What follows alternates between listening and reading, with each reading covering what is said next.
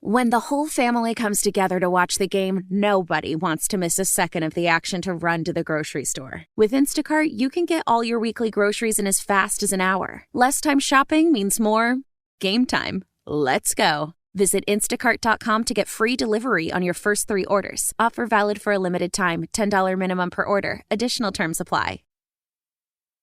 We're going to talk some sports business here in a moment with Jeremy Crabtree from On3. Jeremy, how are you? I'm doing great. How are you guys doing? Well, we're gonna spend a couple minutes here figuring out what On3 is. So I want you to explain that to us because okay. I've been trying to look for a capsulized definition.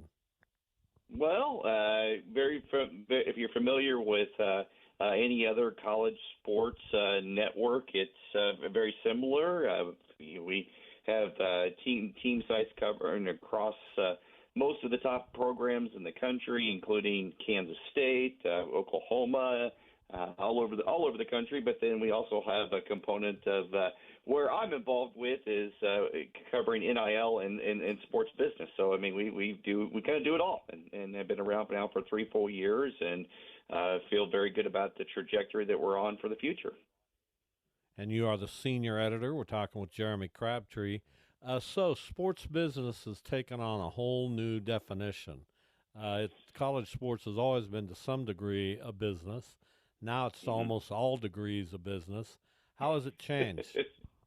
Well, just in this year alone, you have to think about we had the disintegration of the Pac-12 with realignment. You've got tons of litigation that potentially could revamp everything that we know about college athletics, i.e., potentially making college athletes employees.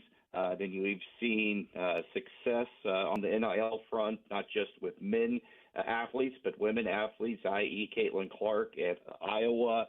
You've got the NCAA proposing a dramatic reform model that would eventually, if it were to ever change, allow them to pay players directly.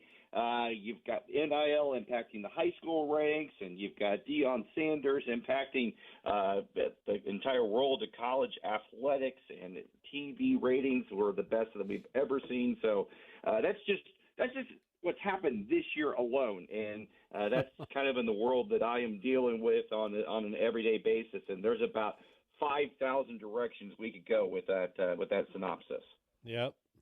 So I don't think it takes a genius to figure it out, but who is doing well in NIL? What schools are getting ahead? And I guess more importantly, what are they doing to get ahead? Are there legitimate NIL deals where you're actually working with a business and using your name and image and likeness and getting paid for that? I'm sure there are some of those, but how much of it is just a straight here's some money, come to our school? Yeah.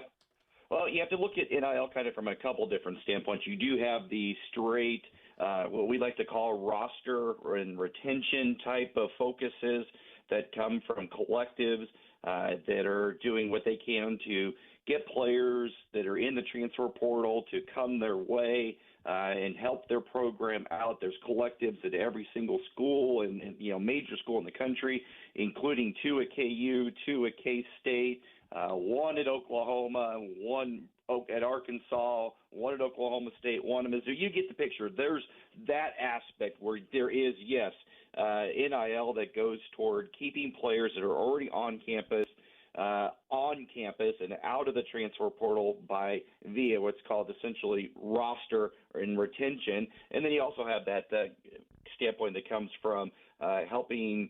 Okay, well, you're a transfer portal quarterback, i.e. Will Howard. If you come to the University of Miami, you come to USC, this is what you would get from an NIL standpoint. And then on the flip side, yes, you do have athletes that are our brands: Bronny James, Shador Sanders, Libby Dunn, Arch Manning, Caleb Williams, Jaden Daniels, Travis Hunter. You just go down the list, Angel Reese, who are doing individual one-off deals with brands. So you do – NIL is kind of encompassing a lot of different aspects, but the one that a lot of people like to focus on is the roster and retention and potentially tampering with student athletes that could go into the transfer portal and how it even impacts the high school recruiting ranks. Jeremy Crabtree with us, senior editor of On3. So I'm old school in a way, but also progressive. I like to think that I believe in keeping up with the times. So when you have these collectives, these athletic departments are also still having to fund scholarships, facilities, personnel, everything they've always had to fund, which is a lot of money. So now you add in, okay, the athletes are getting a chunk of this, and that's coming from boosters and collectives like we've talked about. What is that healthy? Well, there's a thing called donor fatigue for a reason. To be very honest, there are only a certain amount of big boosters at many of these schools that have deep pockets. I mean, you can only go hit that booster up so many times for facility upgrades, or hey, we need money for a new library, or hey, we need to get a blue chip quarterback to come our way. So there is only a finite amount of money, which is what makes this, in many senses, for a lot of the people that have not bought into NIL, very frustrating, because they don't understand that it's all in one, and there is a legitimate thing called donor fatigue, where you can't just tap into the same checking account all the time, because it's not going to be there, because these donors don't have limitless amounts of money. Usually they are well off, but they don't have limitless amounts of money. So then that means you have to start trying to find other ways to raise money for NIL, i.e., you get the subscription model, where a lot of these collectives say, well, we'll take your $5, your $10 a month, and that money will go then directly to student athletes to try to fund their NIL. Again, this is all marching toward what a lot of people believe will eventually become a student employee model, where these universities will be on the hook for having to pay some of these student athletes for what they believe is around at least $30,000 a year. It was part of the NCAA's new proposal, but it's complicated, and I don't think even I can do it justice by trying to explain it all, because it is very murky and hard to follow. But donor fatigue is a real thing, and there are university presidents and athletic directors that just are maddeningly frustrated with it, but they're also usually the programs that are struggling from an NIL standpoint. The ones that embrace it, the ones that do understand how it is a major part of college athletics today, are the ones that are traditionally pretty successful with it, and from a roster retention standpoint, also helping lure players away to their programs.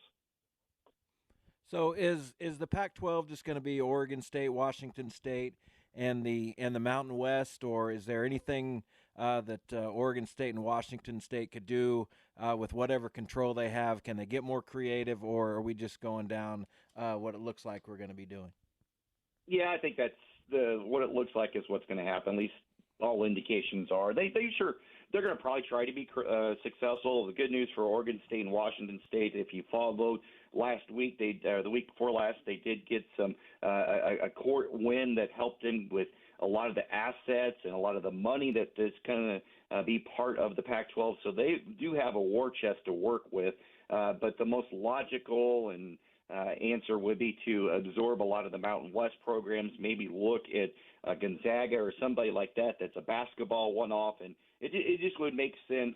But they're not going to rush it. The NCAA does allow a conference 2 years to try to sort itself out here. So this is not going to be done something that's going to be done overnight. It's going to be something that's going to probably be almost 2 full calendar years before we get it all figured out. But the easiest answer would be just to absorb those that are in the Mountain West, and I think the Mountain West would be on board with that, because then you get to keep that Pac-12 name, and it's called the Conference Champions, and it's been around for a long 100-plus years, and it's got a tradition, and it certainly would give any of those programs, Fresno State, Boise State, UNLV, Colorado State, you'd give those guys a lot of caveat and excitement to say, hey, we're part of the Pac-12 versus the Mountain West that they're in right now.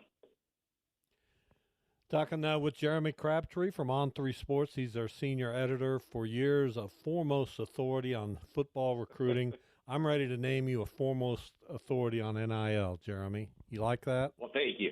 I like that. It's been what our world. I mean, to be honest, when they talked to me a little bit about shifting over to cover NIL, I didn't know what to expect, but it does touch everything. I mean, it touches the court cases that we're seeing. It touches high school football recruiting. It touches the transfer portal. It touches college sports. I mean, I've got a daughter that plays women's soccer, college soccer. It touches NIL touches women's sports too. So it's been pretty fun to be on the kind of cusp of being involved in covering something that really touches everything. Well, I'm learning. I wanted to ask you. You mentioned that there are schools that have 2 collectives, 1 collective. Is there any enforcement of how many collectives you can have? What are the relationships between collectives and athletic departments? Are we just trying to figure all this out on the fly? Yeah. Will there be some more organization to it as we go along? Well, if the NCAA does decide to bring NIL into in-house, so to speak, then yes, collectives that we know now might end up being rendered obsolete, and a lot of the folks that are working with the collectives now might end up being employees of the universities. So right now we're in this world where we're kind of still trying to figure things out. There are schools and more schools every single day. Every single day you see athletic directors, you see coaches that are publicly embracing the NIL collectives and are giving it the official seal of approval. This collective is officially approved by Kansas State. This collective is officially approved by University of Kansas. And, that is the case. I mean, we do have, at K-State, for example, there's Wildcat NIL, and then there's the Wildcats Den. If you've been around Manhattan at all, you've seen the Wildcat NIL all over the place, in Aggieville, on signage leading into the stadium, signage inside the stadium. You've seen Coach Kleiman, you've seen other coaches, Coach Shane, talking openly about, hey, you need to support this type of our NIL program, Wildcat NIL. There are the other ones out there also, the Wildcats Den, but it's not quite as successful. And it's these schools that have kind of figured out that, yes, we do need to have just one collective, one group that kind of oversees it all and have a kind of a relationship with them that are the ones that are the most successful at this. But again, we're still trying to figure this out because for every successful collective that we have in our collective database, there's probably 2 or 3 that have gone out of business since July 2021 when this all became a reality.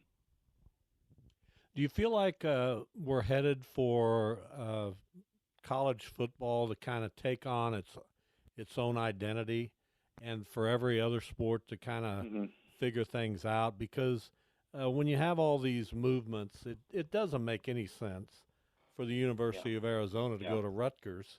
Well, Arizona's going to be in the Big 12, but for any of those schools, UCLA, to go play Rutgers in softball. Yeah. So what do you think what do you think we'll see in the next year or 2 on that? No, I think you're kind of hitting the nail on the head right there, because that's part of the NCAA reform proposal that Charlie Baker, the president, introduced, where that these, the powers that be, you know who we're talking. We're talking about the SEC schools. We're talking about the Big Ten schools. We're talking about the upper echelon of the Big 12 schools, that they could break off and set their own rules for essentially everything, whether that means paying players to be technically employees, to bring the collectives in-house, to hold their own championships, to figure things out, anything that suits them their own way. That was in his proposal, and it was such a jaw-dropping kind of statement from the NCAA saying that we need to do this, or this is what the proposal is as at this point, and it just sent shockwaves across the college sports landscape. Now, again, that has to make that a reality. We're going to need a Congress to get involved to give them the seal of approval from that standpoint, so that we don't have they need a federal exemption. Then also you have to get the entire body of the NCAA, all of the divisions, to buy into this, and there's still a lot of hurdles to be crossed and jumped over, I guess, before we get to that point. But do I see that where we're at? And in maybe 3 to 5 years. I do. I just think that the powers that be just hold so much control, whether it's from the TV rights standpoint to you look at the recruiting rankings. All those players are going to those schools. So it just would make a lot of sense, but you do have to wonder what the impacts are for Olympic sports, for women's sports, what happens to the Division II schools, Division III schools. It opens up a litany of other questions that need to be figured out before we get to the end of the road. Jeremy Crabtree, senior editor on 3 Sports. You can follow him on Twitter at Jeremy Crabtree. I would suggest that because this is the world in which we live, and he's on top of it. Jeremy, thank you.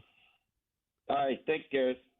When the whole family comes together to watch the game, nobody wants to miss a second of the action to run to the grocery store. With Instacart, you can get all your weekly groceries in as fast as an hour. Less time shopping means more game time. Let's go. Visit instacart.com to get free delivery on your first 3 orders. Offer valid for a limited time. $10 minimum per order. Additional terms apply.